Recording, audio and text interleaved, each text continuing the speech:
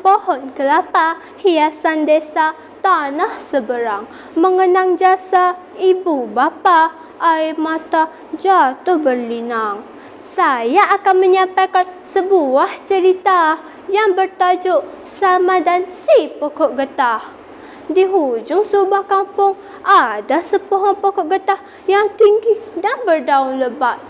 Seorang kanak-kanak lelaki suka bermain-main di sekeliling pokok getah itu. Budak lelaki itu bernama Salman. Dia seronok bermain congkak dengan buah-buah getah itu bersama kawan-kawannya. Si pokok getah sangat gembira kerana Salman selalu bermain-main di sampingnya. Masa berlalu dari tahun ke tahun. Salman terus membesar bersama-sama si pokok getah. Salman meningkat remaja. Dia tidak lagi gemar bermain-main dengan si pokok getah. Suatu hari Salman duduk termenung di bawah si pokok getah. Si pokok getah susah hati melihat Salman berduka.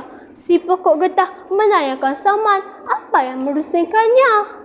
Salman menyatakan hasratnya untuk membeli sebuah alat permainan video. Semua kawan-kawannya telah memiliki permainan itu.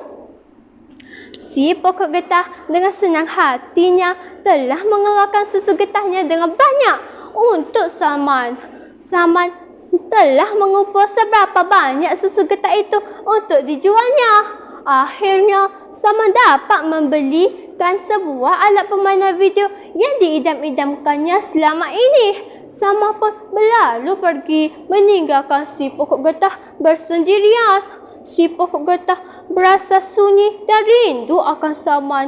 Salman tidak lagi menemani dan bermain-main dengannya. Walaupun begitu, si pokok getah tetap gembira kerana dapat membahagiakan Salman. Selang beberapa tahun kemudian, Salman pun meningkat dewasa. Salman sudah jarang sekali menjenguk dan bermain-main dengan si pokok getah. Suatu hari, Salman kembali lagi menemui si pokok getah yang semakin tinggi dan gagah. Si pokok getah sangat gembira kerana setelah sekian lama, Salman datang juga menjenguknya. Si pokok getah mengajak Salman menemaninya kerana ia semakin tua. Kawan-kawan, Salman tidak mahu menemani si pokok getah. Sebaliknya, dia meminta sesuatu daripada si pokok getah. Si pokok getah bertanyakan Salman apa pula kehendaknya untuk kali ini. Salman sudah berkeluarga dan telah mendirikan sebuah rumah. Namun, dia tak mampu untuk membeli perabot rumah yang baharu. Si pokok getah dengan senang hati menyuruh Salman menebangnya lalu mengambil batang tubuhnya untuk dibuat perabot. Tanpa berfikir lagi, Salman terus menebang batang tubuh si pokok getah demi memenuhi keinginannya itu.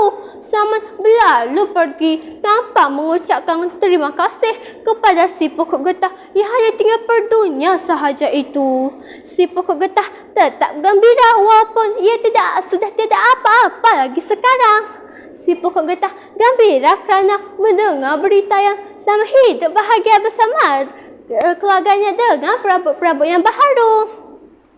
Setelah sekian lama, datanglah seorang lelaki tua untuk menemui si pokok getah. Lelaki tua itu ialah Salman. Si pokok getah sangat gembira dapat bertemu dengan Salman. Si pokok getah mengalu-alukan kedatangan Salman walaupun ia hanya tinggal tunggul yang sudah tua. Si pokok getah meminta Salman duduk di atas tunggul tuanya itu. Salman menangis di sisi tunggul tua itu. Rumah dan keluarga yang menjadi kebanggaannya selama ini sudah tiada lagi kerana musnah dalam satu kebakaran. Salman menyadari akan kelakuannya selama ini. Salman tidak pernah mengenal budi si pokok getah yang selalu membantunya semasa dalam kesusahan. Dia sangat menyesal. Si pokok getah tidak pernah berkecil hati dengan Salman. Salman sangat gembira. Dia berjanji tidak akan meninggalkan si pokok getah lagi. Salman akan sentiasa menemani si pokok getah sehingga akhir hayatnya.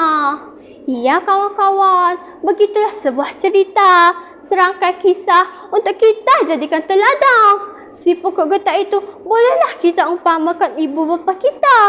Sewaktu kecil, kita sangat rapat dengan ibu bapa kita. Apabila kita meningkat remaja pula, kita selalu meminta-minta dari ibu bapa untuk memenuhi kehendak kita. Bila kita meningkat dewasa pula, kita terlalu sibuk bekerja sehingga tiada masa untuk bersama mereka. Pengajaran yang kita perolehi daripada cerita itu tadi ialah: pertama, kita hendaklah mengenang dan menghargai jasa ibu bapa kepada kita. Setiap kebaikan yang kita berikan kepada ibu bapa, kita akan mendapat keberkatan dalam hidup kita. Yang kedua, kita seharuslah menghormati dan menyayangi ibu bapa kita walau dalam apa keadaan sekalipun. Kitalah yang akan membahagiakan mereka apabila mereka sudah tua dan uzur. Yang ketiga, kita mesti sentiasa mengingati jasa mereka sepanjang masa, bukan hanya sewaktu setahun sekali meraihkan hari ibu atau hari bapa. Saya akhiri bercerita ini dengan harapan semoga kita menyayangi ibu bapa kita sehingga akhir hayat mereka. Sekian, terima kasih.